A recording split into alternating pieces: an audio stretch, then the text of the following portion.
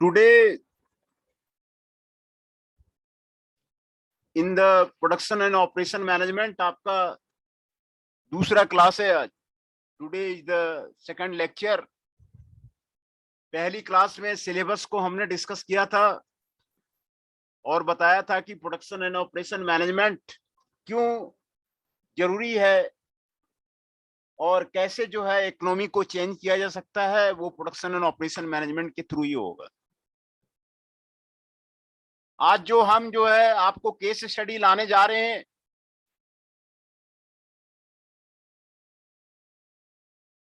ये Mahindra and Mahindra company के बारे में. How the Mahindra and Mahindra company जो फंक्शन कर रही है उसी के बारे में. तो महिंद्रा एंड महिंद्रा कंपनी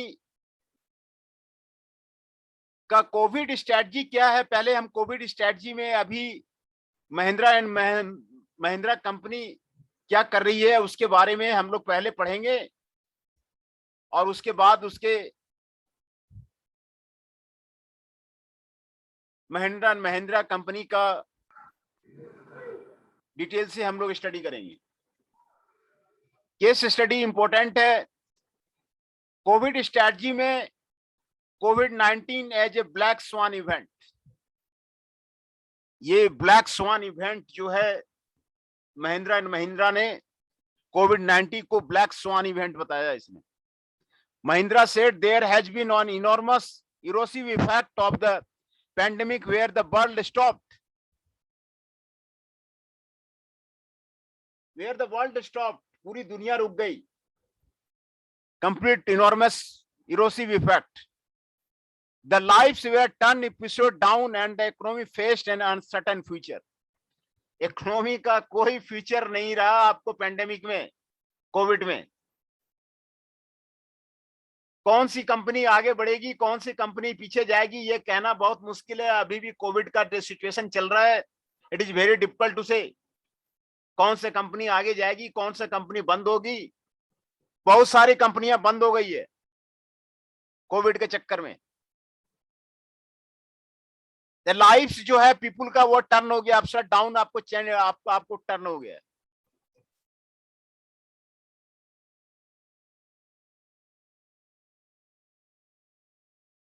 तो ये कोरोना के चक्कर में स्कूल कॉलेजों की स्थिति और भी खराब है, अभी सुधरने का नाम नहीं ले रहा है अभी। तो पवन गोयनका जी मैनेजिंग डायरेक्टर है महिंद्रा एंड महिंद्रा के। तो पवन गोयनका जी ने offer a glance into the company's top brass strategy, उन्होंने कंपनी का टॉप ब्रास स्ट्रेटजी बनाया और how the things are likely to change at the company में कैसे जो है इस कोविड के सिचुएशन को पवन गोयनका जी ने सजेशन दिया। The first idea on the Goenka's list is the acceptance of the modern concept of work from home. कोविड-19 के सिचुएशन में पवन गोयनका जी ने कहा कि भाई वर्क फ्रॉम होम होना चाहिए, वर्क फ्रॉम होम होना चाहिए। Well, the idea is not exactly the modern, but a lot of the company across the globe have long resisted the idea. ये जो वर्क फ्रॉम होम का जो situation है ना, जो कोविड में हम लोग कर रहे हैं, ये कोई नया आइडिया नहीं है, ये कोई नया आइडिया नहीं है। कई यूनिवर्सिटी आपको ऑनलाइन जो है डिग्री दे रही है। Cambridge university, Cambridge, Oxford, Massachusetts, Harvard, कई स्कूल्स हैं। ऑनलाइन आप फीस पेमेंट कीजिए और ऑनलाइन आप सर्टिफिकेट लीजिए। ये वर्क फ्रॉम होम का आइडिया नया नहीं है, ये कोविड-19 के सिचुएशन में ये आपको नया आया हुआ है। इंडिया में पहली बार इंट्रोड्यूस हुआ है।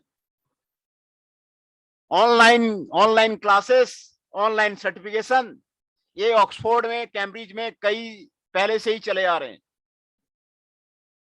तो ये नई चीज नहीं है। ये आपको वर्क फ्रॉम होम जो गोयनका जी बोल रहे हैं वो बिल्कुल सही बोल रहे हैं कि वो वर्क फ्रॉम होम होना चाहिए। However, the coronavirus pandemic has caused an extensive shift in how the world goes about life, and embarking work from home is decidedly one of the biggest and amongst the significant changes caused by the ongoing circumstances.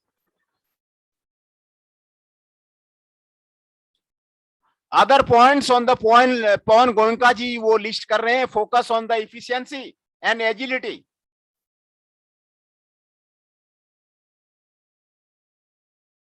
Efficiency पे वो बात कर रहे हैं और agility पे बात कर रहे हैं, how to become agile.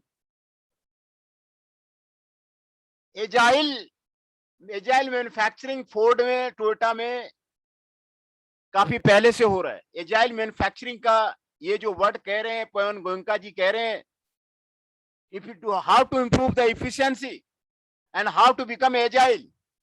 Customer की डिमांड के अनुसार तुरंत जो है इंडस्ट्री को, सेटअप को चेंज करना, रोबोटिक मैन्युफैक्चरिंग सिस्टम में चेंज करना, यही एजिलिटी है। दो वर्ड यहां पर पवन गोयनका जी कह रहे हैं, इफिशियंसी एंड एजिलिटी। तो एजाइल मैन्युफैक्चरिंग सिस्टम को थोड़ा सा हम जो है यहाँ पर आपको ब्रीफ कर रहे हैं। एजाइल मैन्युफैक्चरिंग सिस्टम है, जैसे आपको फोर्ड कंपनी है, टोयोटा कंपनी है, वो देखती है कि कौन सा मॉडल का ऑर्डर आ रहा है सिंगापुर से, कौन सा मॉडल का ऑर्डर आ रहा है बैंकॉक से, कौन सा मॉडल का ऑर्डर आ रहा है दिल्ली से, और बॉम्बे से कौन सा मॉडल का ऑर्डर आ रहा है। जौन सा मॉडल का ऑर्डर आता है वो प्रोडक्शन सिस्टम वो उसी के अकॉर्डिंग जो है रोबोटिक्स मैन्युफैक्चरिंग को चेंज करते हैं और वही मॉडल उसको बना के देते हैं। इसको एजाइलिटी बोलते हैं। And he noted that the Mahindra will not increase the use of the video conferencing for the meeting, cut down on the business travel, and also try to keep large events to the minimum. जो बाहर का business travel को cut up किया, video conferencing से काम किया, और कोविड-19 में आपको महिंद्रा एंड महिंद्रा कंपनी का काम जो आपको शुरू हुआ। तो आज हम जो केस स्टडी, जो प्रोडक्शन सिस्टम आपको यूनिट 1 में आपको दिया हुआ है, यूनिट 1 का सिलेबस हमारे सामने है। मैं आपको यूनिट 1 का आपको सिलेबस बता देता हूं। यूनिट 1 में जो पढ़ना था, इंट्रोडक्शन था, डिफिनेशन था, ऑब्जेक्टिव था, scope and functions of the production and operation management पढ़ना था, then types of the production system. है ना, types of the production system. इसके पहले मैंने एक वीडियो मैंने आपको भेजा है, वो टोयोटा प्रोडक्शन सिस्टम पे बेस्ड है, how the Toyota is organizing their industry. उसी पे हमारा लेक्चर था, टोयोटा प्रोडक्शन सिस्टम पे लेक्चर था। तो ये auto giant Mahindra and Mahindra का आपको केस स्टडी है, और इसमें आपको केस स्टडी बताएंगे। India has become a fast growing auto market over the past 2 decades। India पिछले 2 डिकेड से जो है फास्ट ग्रोइंग मार्केट बन गया है। It has witnessed revolutionary changes in the management system and manufacturing innovation of the world automotive industry. World automotive industry Japan की यहाँ लगी हुई है, मारुति लगी हुई है, आपको होंडा लगा हुआ है, ये सारे लगे हुए हैं, आप देखे होंगे। ये वर्ल्ड ऑटोमोटिव इंडस्ट्री में आपका इसका नाम आता है। The history of the automotive industry through being compared with the many of the other industry, है ना। Now the automobile originated in Europe in the late 19th century। Automobile जो है यूरोप में 19th century में आपको आया था। And the United States fully dominated the world industry over the first half of the 20th century through the invention of the mass production technique। जो आपको production system है, 3 तरह के प्रोडक्शन सिस्टम है, job production system, batch production system and the mass production system. America ने, USA ने, United states ने 20th century में मास प्रोडक्शन करके वर्ल्ड पे हावी हो गया, वर्ल्ड पे हावी हो गया। मास प्रोडक्शन करके आपको वर्ल्ड पे वो हावी हो गया। In the second half the century situation altered sharply. Western European country and Japan become the major producer and exporter. Second half century में वेस्ट यूरोप भी आपको सामने आया, और जापान भी जो है major producer and exporter of the automobile industry का बन गया, है ना। The automobile industry in India is an important driver of the macroeconomic growth and the technological development. Automobile industry India की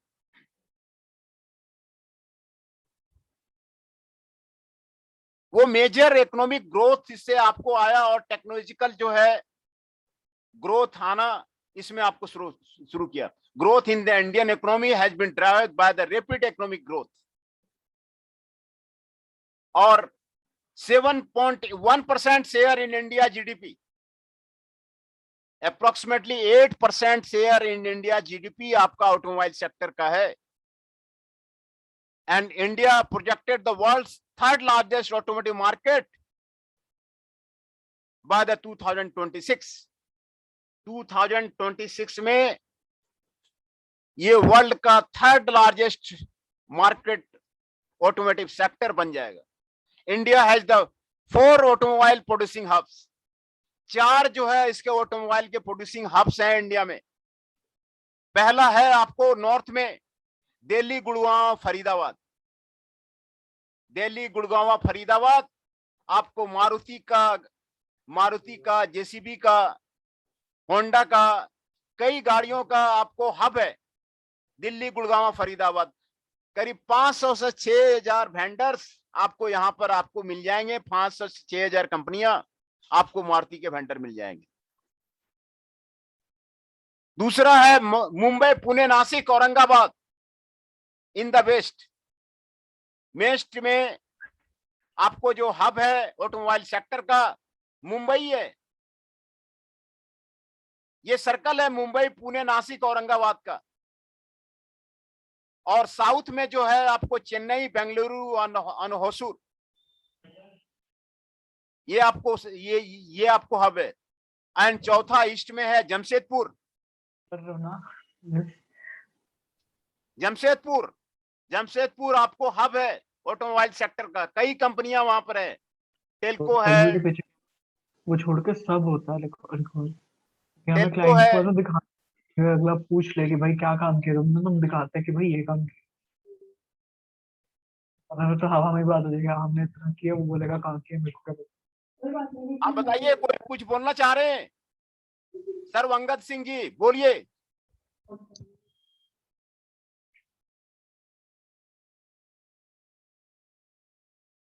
तो ये आपके जो ऑटो सेक्टर है इंडिया के, ये आपको यहाँ पर आपको दिखाया जा रहा है। और जमशेदपुर आपको ईस्ट में आपको सेंटर है, जमशेदपुर एंड कलकत्ता। कलकत्ता तो डायमिनिश हो गया है, आपको जमशेदपुर ही मेन सेक्टर है। I am also belong to the Jamshedpur. Jamshedpur के सारी कंपनियों के हमें आइडिया है कहाँ पर क्या होता है। टाटा टिमकन है, टेल्को है, कई कंपनियां हैं वहां जमशेदपुर उसका हब है। The automobile industry manufactured 39 million vehicle including the passenger vehicle, industrial vehicle, three wheelers and two wheelers. ये 2018-19 का रिपोर्ट है।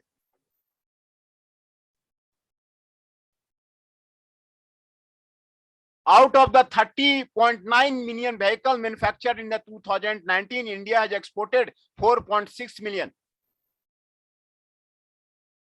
ये इंडिया ने एक्सपोर्ट किया है। 4.6 मिलियन जो कारें हैं वो बाहर गई हैं। तो बाहर जाने से मनी जो है इंडिया को गेन होता है ना। तो ये ऑटोमोबाइल सेक्टर का जो हब मैंने बताया ना, चारों हब जो इंडिया में है, और इनका जितना ज्यादा एक्सपेंशन होगा इंडिया को, उतना जो है मनी का गेन होगा। जितनी ज्यादा कारें आगे जाएगी ना, दूसरे कंट्री में जाएगी, साउथ अफ्रीका जाएगा, श्रीलंका जाएगा, थाईलैंड जाएगा, तो उतना मनी गेन जो है इंडिया को होगा, है ना। तो एफडीआई इक्विटी इनफ्लो जो आपको ऑटोमोबाइल सेक्टर में हुआ है USD 2.8 billion, and the department of the heavy business has helped India's first machine tool park is world class facility that has been developed 590 acre of the land. ये आपको India का मैं आपको थोड़ा story बताया कि इंडिया में automobile sector कैसे रहा है। तो ये केस स्टडी आपको दे दिया गया है, आपको व्हाट्सएप कर दिया गया है। आप इसको केस स्टडी को डिटेल से पढ़िए। महिंद्रा एंड महिंद्रा का केस स्टडी है, ये आपको काफी आपको हेल्पफुल होगा, है ना। महिंद्रा एंड महिंद्रा का जो हिस्ट्री और इवोल्यूशन है, ये आपको यहां पर आपको बताया जा रहा है। Mahindra and Mahindra was founded as a steel trading company on the 2 October 1945। ये आजादी के पहले की बात है। In Ludhiana as a Mahindra and Mohammad by brothers of the Harkishan and the Jay Krishnan and the Jagdish Chandra Mahindra along with the Malik Ghulam Mohammad, है ना। 1945 का 2 अक्टूबर का टाइम है, 1945 की बात कह रहा है। ये लुधियाना में पहले आपको 2 ब्रदर के द्वारा जिसको फाइंड अप किया गया, हरकिशन एंड द जय किशन एंड जगदीश चंद्र महिंद्रा। जो आनंद महिंद्रा है, the present chairman of the Mahindra Group is the grandson of the Jagdish Chand Mahindra. ये आपके ग्रैंडसन है जगदीश चंद महिंद्रा के। ये after India gained independence and Pakistan was formed, Mohammed immigrated to the Pakistan. Mohammed जो आपके मलिक गुलाम मोहम्मद थे, वो पाकिस्तान चले गए। Mohammad acquired Pakistani citizenship and settled in Lahore, and in 1948 become the Pakistan's first finance minister. Malik Ghulam Mohammad जो है आजादी के बाद वो अपना पाकिस्तान चला गया और वो settle in the Lahore, and 1948 में वो आपको first primary finance minister Pakistan का बना। And the group today is global federation company united with the common purpose to enable the people to rise.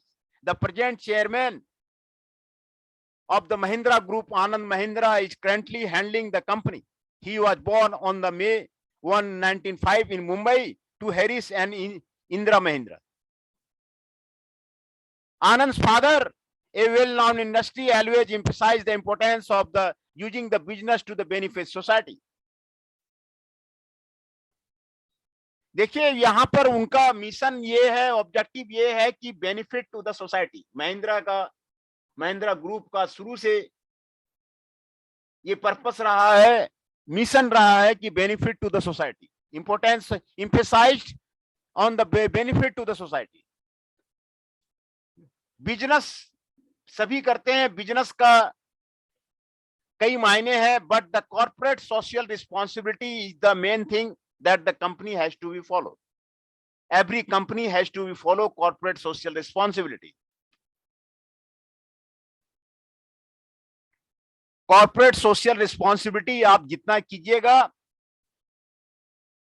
Company को बेनिफिट उतना ज्यादा होगा। वो लॉन्ग रन के लिए आपको कॉर्पोरेट सोशल रिस्पॉन्सिबिलिटी आपको जरूरी है, और यही चीज जो है महिंद्रा ग्रुप ने आपको फॉलो किया, benefit to the society. And over the years, the principle has guided by the Anand's decision and shaped the transformation of the Mahindra Group into one of the most admired Indian company in the world. है ना? ये आपको one of the most admired company in the world है। तो इसमें आपको कई चीजें आपको लिखी हुई है, ये आप उसको पढ़िए। और यहां पर महिंद्रा एंड महिंद्रा ग्रुप का आपको केस स्टडी आपको बताया जा रहा है। तो इसमें देखिए जो pastel analysis of the Mahindra group आपको यहां पर दिया हुआ है, पॉलिटिकल फैक्टर्स आपको दिया हुआ है, सोशल फैक्टर्स आपको दिया हुआ है, इकोलॉजिकल फैक्टर्स आपको दिया हुआ है, लीगल फैक्टर्स आपको दिया हुआ है, टेक्नोलॉजिकल फैक्टर्स आपको दिया है, इकोनॉमिक फैक्टर्स आपको दिया हुआ है। इकोनॉमिक फैक्टर्स को देखिए, cost of the tractors in India are cheaper when compare to the different country. Cost जो है इंडिया का, जो कॉस्ट है ना, महिंद्रा ने महिंद्रा ग्रुप का जो ट्रैक्टर्स बनते हैं ना, कॉस्ट जो उसका सबसे चीपर है of the different country. 95% of the tractors are primary on the credit based for agriculture input, less interest rate is charge by the banks. देखिए इकोनॉमिक फैक्टर बहुत ही स्ट्रांग है महिंद्रा ग्रुप का। डिफरेंट कंपनी के comparison में less cost में ये provide करती है, और 95% ऑफ द ट्रैक्टर जो है इसका क्रेडिट बेस्ड होता है, और लेस इंटरेस्ट रेट जो है बैंक लेती है। आप इकोनॉमिक फैक्टर देखिए इसका कितना स्ट्रांग है महिंद्रा ग्रुप का।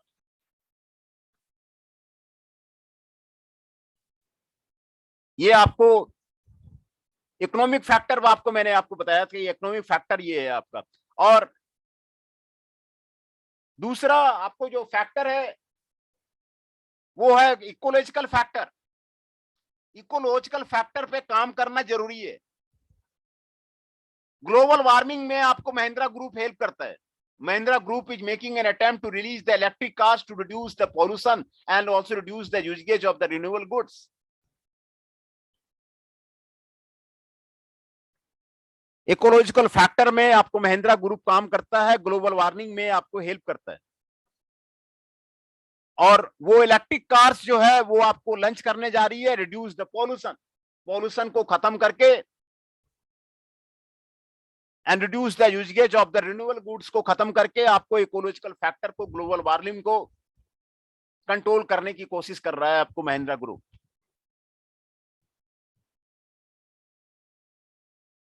है ना। ये आपको इकोलॉजिकल फैक्टर था। सोशल फैक्टर में देखिए the significant thing which Mahindra and Mahindra do for its long term sustainability of the CSR, corporate social responsibility. Its activity include KC Mahindra Education Trust that provides education at the various levels. Social factors है। KC Mahindra जी का vision है कि education at the various level provide किया जाए, education trust आपको रखा जाए, वो आपको कॉर्पोरेट सोशल रिस्पॉन्सिबिलिटी, ये आपको मैंने अभी भी कॉर्पोरेट सोशल रिस्पॉन्सिबिलिटी मैंने आपको अभी बताया ना कि जो कंपनी कॉर्पोरेट सोशल रिस्पॉन्सिबिलिटी रखती है ना उसको लॉन्ग टर्म में काफी एडवांटेज होता है। पीपुल उसको जानने लग जाते हैं कि भाई ये जो है सोसाइटी के प्रति जिम्मेवार है, ये सोसाइटी के प्रति जो है ये ग्रुप जो है गलत काम नहीं करता है। वही महिंद्रा ग्रुप जो है कर रहे हैं। कॉर्पोरेट सोशल रिस्पॉन्सिबिलिटी पे महिंद्रा ग्रुप का बहुत ज्यादा ध्यान है ना। कॉर्पोरेट सोशल रिस्पॉन्सिबिलिटी पे महिंद्रा ग्रुप का आपको बहुत ज्यादा ध्यान है। तीसरा फैक्टर देखिए आपको, लीगल फैक्टर। महिंद्रा ग्रुप का पॉलिसी क्या है? एग्रीकल्चरल पॉलिसी है, क्योंकि इंडिया एग्रीकल्चर बेस्ड का आपको कंट्री है। आप किसानों के खिलाफ नहीं जा सकते। एग्रीकल्चर रिलेटेड पॉलिसी आपको यहाँ पर महिंद्रा एंड महिंद्रा ग्रुप ने बनाया हुआ है। Collaboration with the government which saves the policy issue, वो पॉलिसी इशू को सेव करते हैं, वो लीगल फैक्टर को वो सेव करते हैं, वो एग्रीकल्चर पॉलिसी को बनाते हैं, है ना। ये आपको मैंने दिखाया। और उसके आगे टेक्नोलॉजिकल फैक्टर को देखिए, continuous technological innovation. Innovation word पे हमारा कई लेक्चर अब आता है। आप जो है इनोवेशन वर्ड गूगल में टाइप कीजिए और professor doctor Manoj Kumar type कीजिए, आपको इनोवेशन का लेक्चर हमारा मिल जाएगा। इनोवेशन आपको जरूरी है, कॉपीराइट आपको जरूरी है, पेटेंट आपको जरूरी है, तभी कंपनी को सस्टेन कर पाएंगे, नहीं तो कंपनी सस्टेन नहीं हो पाएगी। इनोवेशन आपको जरूरी है, टेक्नोलॉजिकल इनोवेशन वो भी कंटिन्यूअस करना जरूरी है। कंटिन्यूअस इंप्रूवमेंट आपको लिखा हुआ ना, ये जापानीज टर्म है और जापानीज फिलॉसफी है जो एडवर्ड डेमिंग ने दिया हुआ है। प्रोफेसर एडवर्ड डेमिंग जो क्वालिटी गुरु थे, उसका ये वर्ड दिया हुआ है, कंटिन्यूअस इंप्रूवमेंट। जब तक आप कंटिन्यूअस इंप्रूवमेंट नहीं करेंगे ना, आप पीछे पड़ जाएंगे। And continuous improvement in the technology will reduce use of the renewable energy development. ये आपको महिंद्रा एंड महिंद्रा की आपको पॉलिसी है, टेक्नोलॉजिकल पॉलिसी। मैंने इकोनॉमिक फैक्टर जो आपको बताया, इकोलॉजिकल फैक्टर बताया, सोशल फैक्टर बताया, और आपको लीगल फैक्टर बताया और टेक्नोलॉजिकल फैक्टर बताया, है ना। And now the political factor for Mahindra tractor industry, the government laid stress on the mechanism of the agriculture to increase the food grain production। ये आपको पॉलिटिकल फोर्स है जो गवर्नमेंट ने फोर्स किया, स्टेज दिया महिंद्रा एंड महिंद्रा को, and modification in the taxation policy किया, agricultural dynamism लाने के लिए आपको ये जो गवर्नमेंट का जो है पॉलिसी उसने अडॉप्ट किया। ये आपको महिंद्रा एंड महिंद्रा ग्रुप का आपको पॉलिसी है। तो ये जो है pastel analysis of the Mahindra and Mahindra के बारे में आपको यहां पर आपको बताया जा रहा है। जो core value Mahindra and Mahindra का है, यहां पर आपको कोर वैल्यू आपको यहां पर आपको दिखाया जा रहा है महिंद्रा एंड महिंद्रा का। ये आपको कोर वैल्यू आपको दिखाया जा रहा है। ये 7 कोर वैल्यू हैं: professionalism, product development, customer focus, quality focus, individual dignity, transparency and trust, and firm infrastructure. ये कोर वैल्यू है जिसपे कि महिंद्रा एंड महिंद्रा ग्रुप विश्वास करती है। प्रोडक्ट डेवलपमेंट का मैंने आपको सिलेबस में बताया ही था कि प्रोडक्ट डेवलपमेंट जरूरी है। जब तक कि आप नया मॉडल लॉन्च नहीं करेंगे ना, हर एक ऑटो फेयर में R&D नहीं लगाएंगे ना, तो आपका कंपनी पीछे चला जाएगा। प्रोडक्ट डेवलपमेंट जरूरी है, कस्टमर फोकस करना जरूरी है। बिल्कुल, कस्टमर क्या चाहता क्या है, कस्टमर चाहता क्या है वो, तो कस्टमर फोकस करना बिल्कुल जरूरी है। Customer focus, customer complain care रखना, ये कंपनी की जो है पुरानी आदत है, वो कस्टमर फोकस रहता है। क्वालिटी फोकस, क्वालिटी से कोई कंप्रोमाइज नहीं, no compromise with the quality.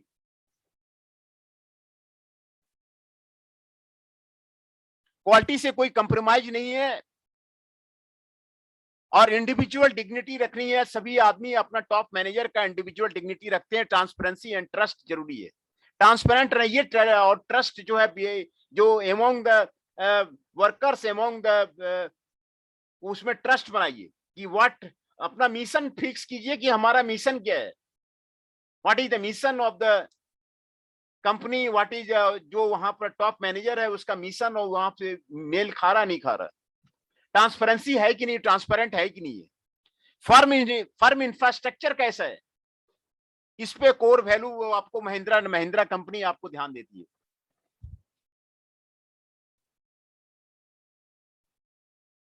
आपका मैं अटेंडेंस पहले ले लूं, फिर उसके बाद जो है फिर मैं क्लास शुरू करूंगा।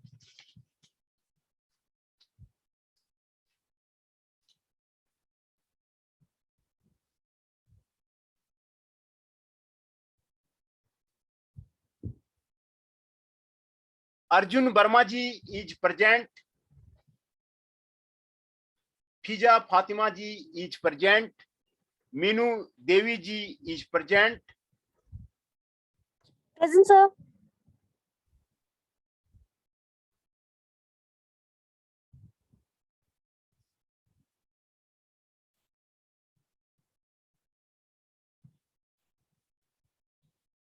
Meenu Devi ji is present, Present, sir.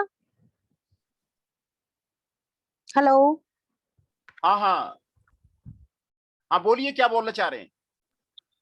Sir present, बिल्कुल मेरा नेटवर्क इशू हो गया था बीच में। हाँ नहीं कोई नहीं, मैं जो भी टच करता है उसका अटेंडेंस मैं आपको बना देता हूँ। Muskan Sejwal Okay. Ji is present, Namrata Kumari ji is present, Paras Kumar ji is present, Present, sir. Raghav Nagpal ji is present, Ramandeep Kaur ji is Yes, sir. Sarvangat Singh ji is present, Shikha Pandey ji is present,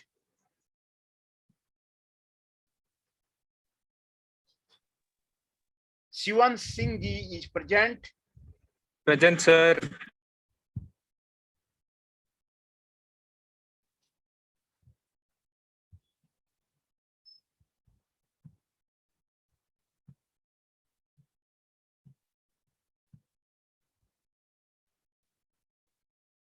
Shruti Jain ji is present,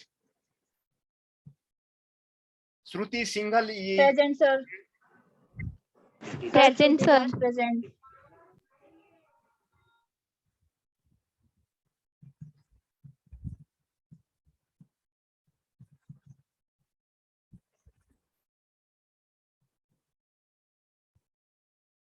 Shubham Chaudhary ji is present, Present, sir.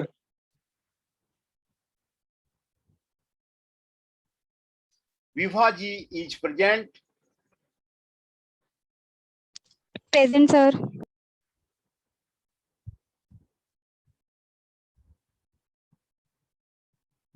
Hello हाँ सर, am I बोलिए, Audible?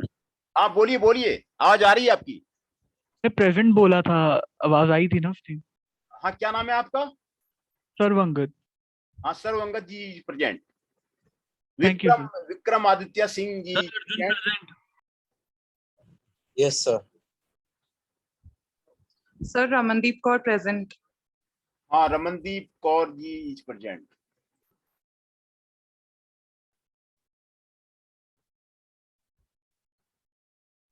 Sir Shruti Jain present. हाँ Shruti Jain ji is present,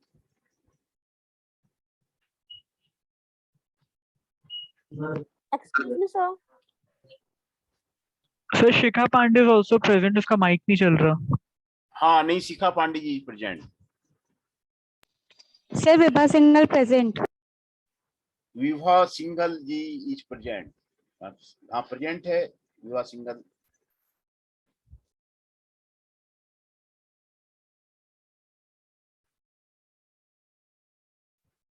तो मैं फिर से आपका attendance बता देता हूं। पहले Arjun Verma ji is present, Fiza Fatima ji is present, Meenu Devi ji is present, Muskan Sejwal ji is present, Namrata Kumari ji is present, Paras Kumar ji is present, Raghav Nagpal ji is present, Ramandeep Kaur ji is present, Sarvangat Singh ji is present, Shikha Pandey ji is present, Shivan Singh ji is present, Shruti Jain ji is present, Shruti Singhal ji is present, and Shubham Chaudhary ji is present, Vibha ji is present, है ना।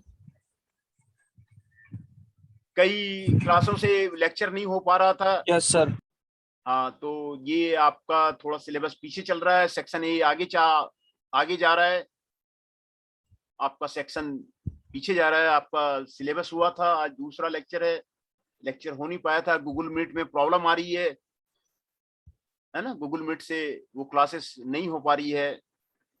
तो आज जो है zoom meeting से arrange करके sir आप यहीं पर लोगे फिर मीटिंग अब? नहीं, देखिए वो अगर गूगल मीट ठीक हो जाता है ना तो गूगल मीट से लेंगे, है ना। गूगल मीट में प्रॉब्लम आ रही है, गूगल मीट में वो शेड्यूल करने में, ओके सर। तो गूगल मीट से ठीक हो जाता है तो फिर गूगल मीट से लेंगे। अभी जब तक वो आपको वो ठीक नहीं होता है तब तक जो है आपको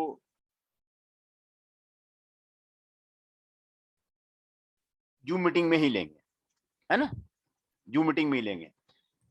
तो ये महिंद्रा एंड महिंद्रा का केस स्टडी आपको यहाँ पर आपको बताया जा रहा है, महिंद्रा एंड महिंद्रा कंपनी का।